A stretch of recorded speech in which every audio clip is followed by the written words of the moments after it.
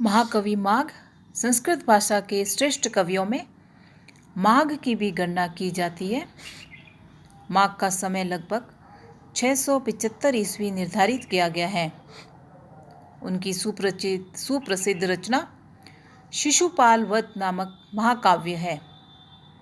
इसमें कुल 20 सर्ग तथा 1650 श्लोक है। इसकी कथा महाभारत से ली गई है। इस ग्रंथ में युधिष्ठिर के राजसूय यज्ञ के अवसर पर चेदी नरेश शिशुपाल की कृष्ण के द्वारा वध करने की कथा का काव्यात्मक चित्रण किया गया है। माघ वैष्णव मतानुयायी थे। अपनी इच्छा अपने वैष्णव काव्य के माध्यम से शैव भारवी से आगे बढ़ जाने की थी तथा इसके निमित्त उन्होंने काफ़ी प्रयत्न भी किए। उन्होंने अपने ग्रंथ की रचना किरातार्जुनीयन पद्धति पर की। किरात की भांति शिशुपाल वध का आरंभ भी श्री शब्द से होता है तथा जिस प्रकार भारवी ने प्रत्येक सर्ग के अंत में लक्ष्मी शब्द का प्रयोग किया, उसी प्रकार माघ ने भी अपने काव्य के प्रत्येक सर्ग के अंत में श्री शब्द प्रयुक्त किया है। माघ अलंकृत काव्य शैली के आचार्य हैं तथा उन्होंने अलंकारों से सुसज्जित पदों का प्रयोग कुशलता से किया है। प्राकृतिक दृश्यों का वर्णन करने में भी वे दक्ष हैं। चतुर्थ सर्ग में रेवतक पर्वत का मनोहारी वर्णन मिलता है।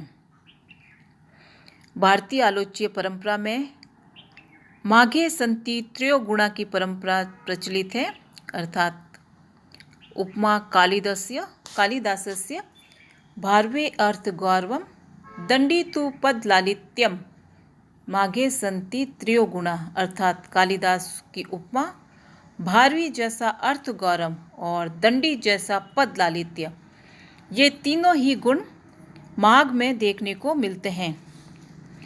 वे नवीन चमत्कारिक उपमाओं का सृजन करते हैं। माघ राजनीति, व्याकरण, काव्यशास्त्र, दर्शन, संगीत आदि के प्रकांड पंडित थे तथा उनके ग्रंथ में ये सभी विशेषताएं स्थान स्थान पर देखने को मिलती हैं। राजनीति तथा शासन संबंधी अनेक विवरण शिशुपाल वध में मिलते हैं।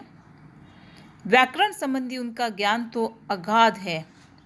पद्यों की रचना में उन्होंने नए नए शब्दों का चयन किया है। उनका काव्य शब्दों का विश्वकोश प्रतीत होता है। माघ के विषय में यह उक्ति प्रसिद्ध है कि शिशुपाल वध का नवा सर्ग समाप्त होने पर कोई नया शब्द शेष नहीं बचता है।